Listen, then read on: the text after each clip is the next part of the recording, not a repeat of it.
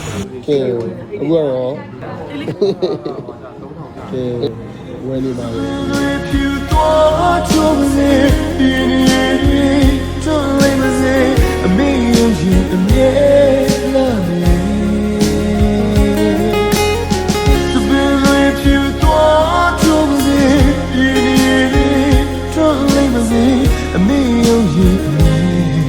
လာနေ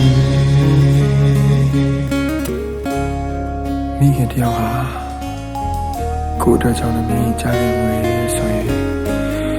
ဒီတစ်ချိန်လေးသားဆက်နေရင်ရှေ့ကိုတော့တောင်း